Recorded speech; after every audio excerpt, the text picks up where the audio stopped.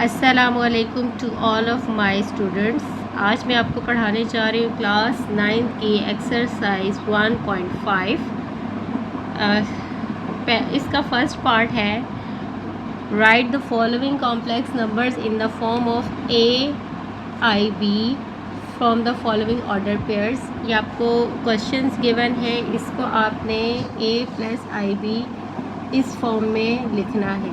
तो आपको क्वेश्चन दिए हुए हैं कॉम्प्लेक्स शेप में, मींस इस तरह से 1 और 2 ऑर्डर्ड पेयर दिए हुए। अब देखिए, आपने पहले इनमें से ए और बी निकालना है। तो आपने फर्स्ट जो वैल्यू होगी सिंपल जो है वो ए की वैल्यू होगी, और जो सेकंड वैल्यू होगी वो बी की वैल्यू होगी। तो हमने पहले यहाँ पर फार्मूला लिख दिया कि फार्मूला हमारे पास क्या है, ए प्लस आई बी। तो ए हमारे पास है 1 एंड बी हमारे पास है 2। ए हमारे पास 1 है और बी हमारे पास 2 है। तो आपने इस फॉर्म में लिखना है, ए की जगह आपका ए की वैल्यू आ जाएगी और बी की जगह आपकी बी की वैल्यू आ जाएगी। ए की वैल्यू हमारे पास 1 है plus iota as it is आ गया, और बी की जगह हमारे पास 2 आ जाएगा। अब आपको पता है कि वेरिएबल बाद में लिखा जाता है और कांस्टेंट पहले, तो हम इसको अरेंज कर देंगे 1 + 2 आयोटा। ठीक है, इस तरह से हो जाएगा। इसी तरह हम सेकंड क्वेश्चन करेंगे। ए की वैल्यू फर्स्ट वाली आ जाएगी 2 एंड बी भी हमारे पास 2 गिवन है। फार्मूला आपको दिया हुआ है, ठीक है, 2 + आयोटा 2। तो इसको हम फिर अरेंज कर लेंगे 2 + 2 आयोटा, ये इस तरह से हो जाएगा। इसी तरह हम तीसरा सवाल करेंगे। ए हमारे पास 3 है एंड बी हमारे पास 4 है। पहले हम फार्मूले की शेप में लिख लेंगे 3 + आयोटा 4, और फिर इसको हम अरेंज करेंगे 3 + 4 आयोटा। ठीक है, यहाँ पर भी -1 हमारे पास ए है और 1 हमारे पास बी है।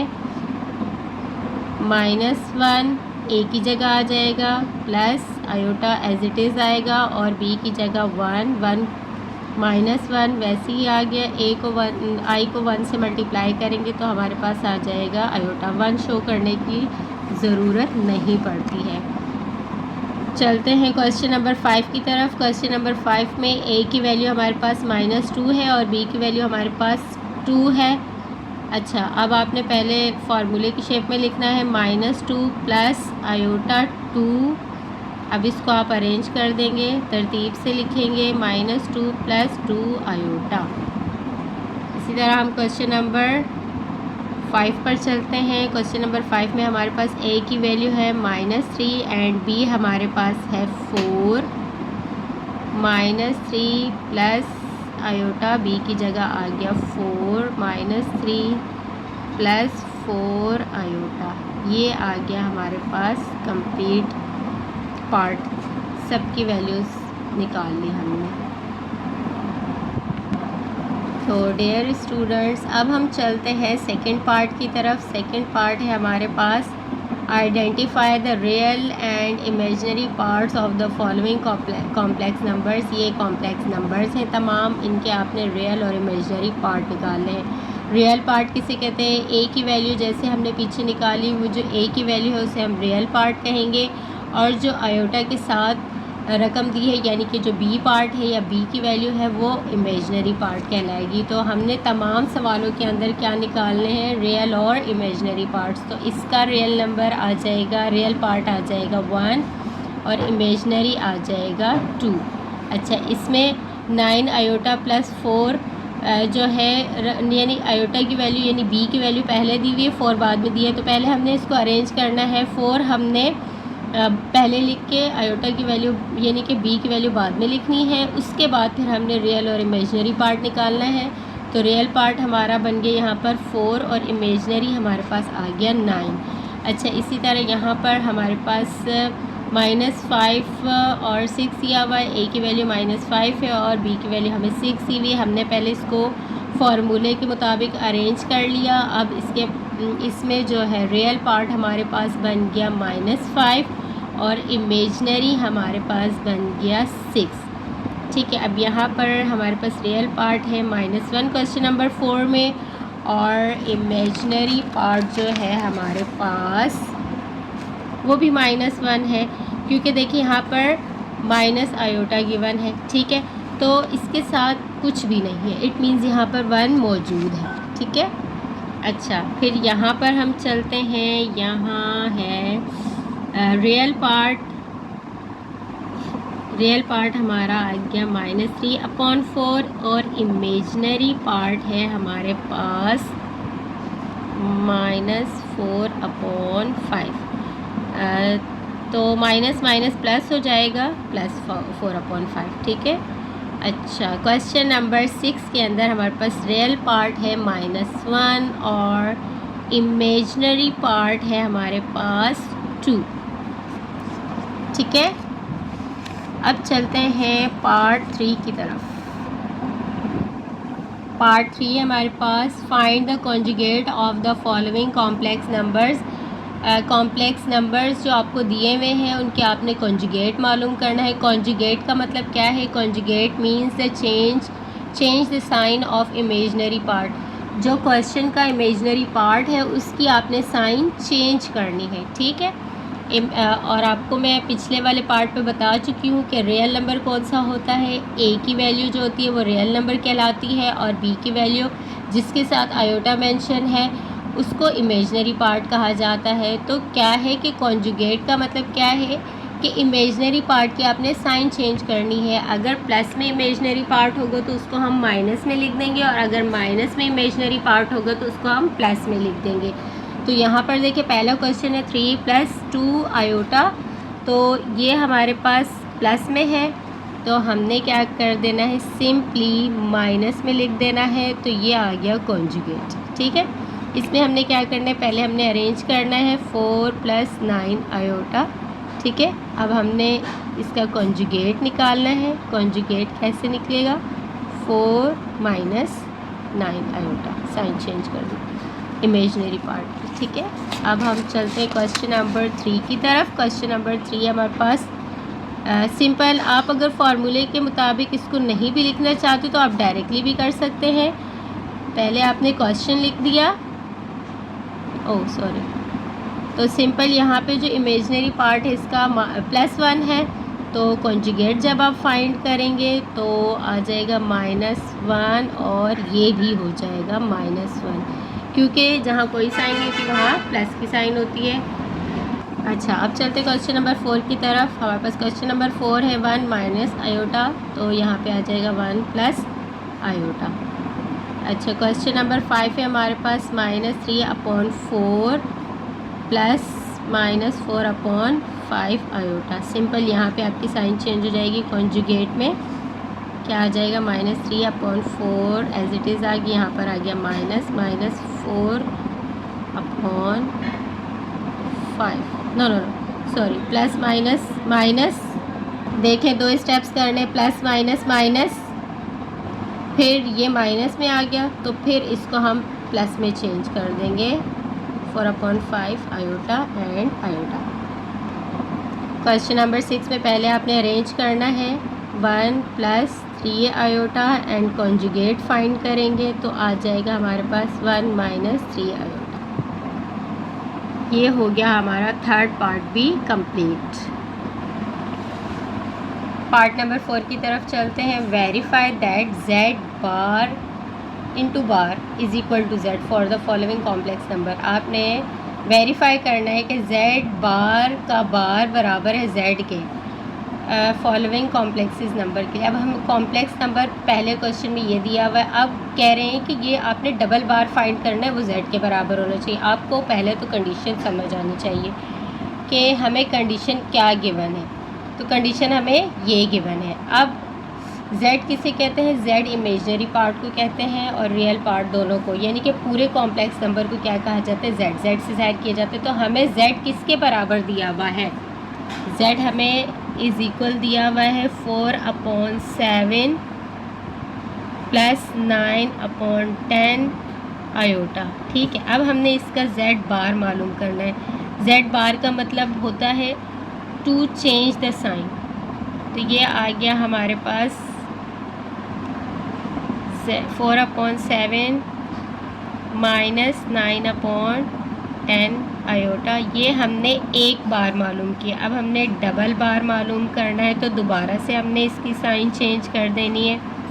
4/7 प्लस 9/10 आयोटा। तो देखिए प्रूव हो गया, यानी कि हमारे पास z की वैल्यू क्या गिवन थी, 4/7 प्लस 9/10 आयोटा। तो हमने जब इसका डबल बार मालूम किया तो हमारे पास वो अगेन से प्लस में ही आ गया। आपने लिख देना hence proved z bar is equal to z bar upon bar z bar double bar is equal to z। ठीक है, क्वेश्चन नंबर 2। क्वेश्चन नंबर 2 है हमारे पास, z हमें क्या गिवन है, -9/11 प्लस 10/9 आयोटा। ठीक है, पहले हमने z बार 1 मालूम करना है, तो सिंपल यहाँ पर साइन चेंज हो जाएगी, ये बन जाएगा माइनस में 10/9 आयोटा। अब फिर आपने डबल बार फाइंड करना है, तो हमारे पास आ जाएगा ये प्लस में, तो ये भी प्रूव हो गया। ठीक है, हैंस प्रूव्ड।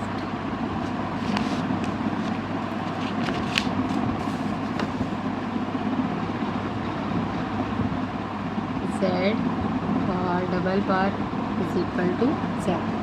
करते हैं क्वेश्चन नंबर 3। 1/2 माइनस 3, तो ये हमारे पास z है। 1/2 माइनस 3, z बार इसका बन जाएगा 1/2 प्लस 3 आयोटा। फिर z डबल बार बन जाएगा हमारे पास 1/2 माइनस 3 आयोटा। ये भी प्रूव हो गया। ठीक है, हैंस प्रूव्ड।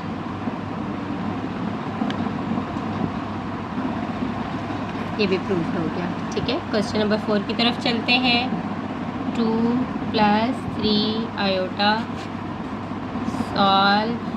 z है हमारे पास 2 + 3 आयोटा, z बार हमारे पास बनेगा 2 - 3 आयोटा, z डबल बार बनेगा हमारे पास 2 + 3 आयोटा। ठीक है, अब ये तो अब चलते हैं क्वेश्चन नंबर 5 की तरफ। क्वेश्चन नंबर 5 में हमारे पास z है 2 - 2 - 3 1/10 10/9 आयोटा। ठीक है, पहले आपने इसको हल करना है, -2 minus minus plus 3 10/9 iota. z बार मालूम करेंगे, z बार हमारे पास आ जाएगा 2 - 3 10/9 आयोटा, और z डबल बार आ जाएगा हमारे पास -2 + 3 10/9 आयोटा। ठीक है, क्वेश्चन नंबर 6 की तरफ चलते हैं। अब क्वेश्चन है हमारे पास, पहले z और साथ में हम अरेंज भी कर लेंगे। 4x पहले हमने अरेंज किया z, फिर z बार फाइंड करेंगे। z बार मैंने आपको बता दिया, साइन चेंज करनी है सिंपल, यहाँ पर माइनस आ जाएगा 3y आयोटा, और डबल बार हमारे पास क्या आ जाएगा 4x + 3y iota. Hence proved z double bar is equal to z। अब सॉल्व करते हैं क्वेश्चन नंबर 5। क्वेश्चन नंबर 5 है हमारे पास, find the value of x and y when x और y आपने फाइंड करना है। सो द क्वेश्चन इज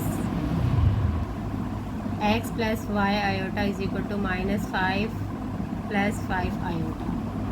तो हमारे पास जो क्वेश्चन है, पहले आपने एज इट इज़ लिख देना है फिर जो पहली वैल्यू होगी वो पहले डिजिट के बराबर होगी, इस इक्वल के उस तरफ जो भी नंबर होगा पहला उसके बराबर होगी, और जो सेकंड वैल्यू होगी वो सेकंड के बराबर होगी। तो आप इस तरह से लिखेंगे कि x को हम बराबर ले लेंगे -5 के, और y iota is equal to 5 iota.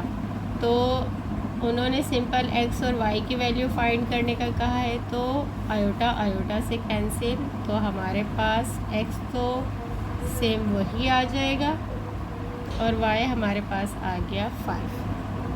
Question number 2 है हमारे पास x² plus iota y² is equal to 16/9 plus 9/25 iota. अब आपने दोबारा से सवाल लिखा और उसी तरह पहली रकम को इज़ इक्वल उस तरफ वाली पहली रकम के साथ कंपेयर करेंगे और सेकंड वाली वैल्यू को सेकंड के साथ, और इस तरह से लिख देंगे x² is equal to 16/9, then iota y² is equal to 9/25 iota.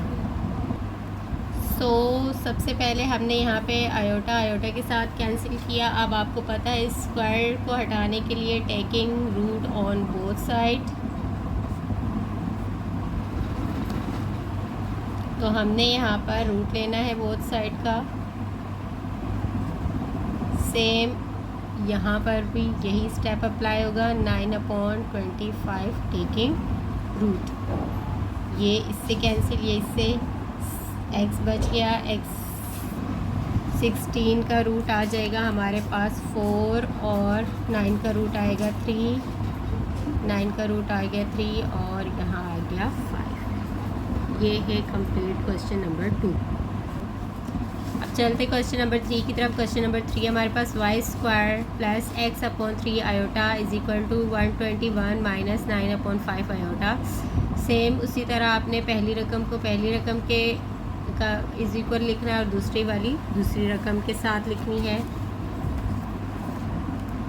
y² is equal to 121 and x3 is equal to x/3 is equal to minus 9/5 iota. So iota iota से कैंसिल हो गया। यहाँ पर आपने taking root on both side, ठीक है, तो यहाँ पर आ जाएगा y² is equal to 1 to 1 root, and यहाँ पर आपके पास हम थोड़ा सा यहाँ पर स्टेप कंप्लीट कर लेते हैं। ये इसका रूट ले लेंगे तो हमारे पास आ जाएगा y11, और यहाँ पर 3 डिवाइड हो रहा है, 9 के पास चला जाएगा, मल्टीप्लाई हो जाएगा। आयोटा हमारे पास पहले से कैंसिल हो चुका है, तो ये -9/5 अपनी जगह है। 3 यहाँ डिवीज़न में था तो इधर आके मल्टीप्लिकेशन में हो गया। y हमारे पास 11 निकल चुका है, x हमारे पास ये दोनों आपस में मल्टीप्लाई हो जाएंगे, 9 3 27, और नीचे 5 एज इट इज़ आ गया। तो y हमारे पास 11 आ गया और x हमारे पास -27/5 आ गया। Let's do question number 4। Question number 4 है हमारे पास ये। अब सेम आपने तीनों सवालों की तरह पहली रकम को पहली रकम से कंपेयर करना है और दूसरी रकम को दूसरी रकम के साथ।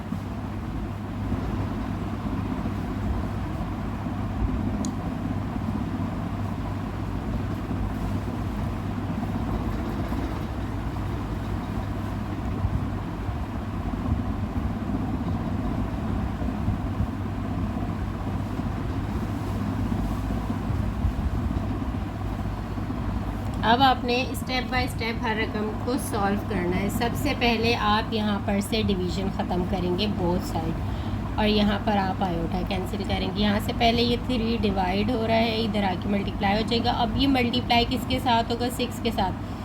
रूट के अंदर वाली वैल्यू के साथ क्यों नहीं मल्टीप्लाई होगा? बिकॉज ये रूट के अंदर वैल्यू है, ये रूट के बग़ैर है, तो इस वजह से ये रूट के बग़ैर वाली रकम के पास आएगा, ठीक है। तो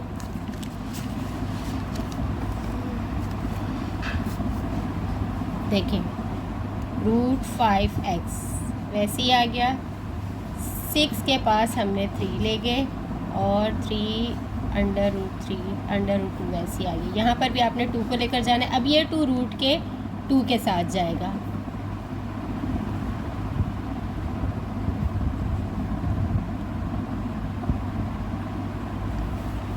ठीक है, बाकी सारा एज इट इज़ आ जाएगा। यहाँ 6 3 18 √3 अपॉन √2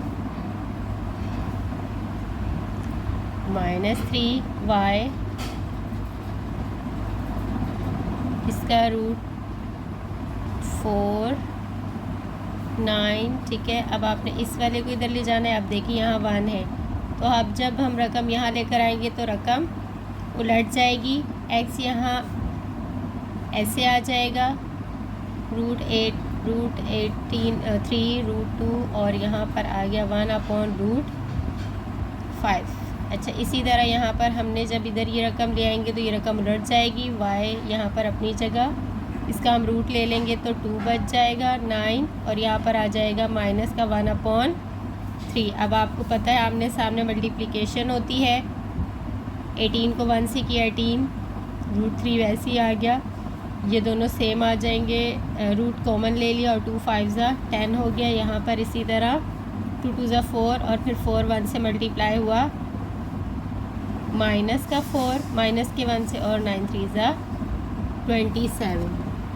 ये हो गया complete question solve. I hope आपको तमाम एक्सरसाइज समझ आ गई होगी।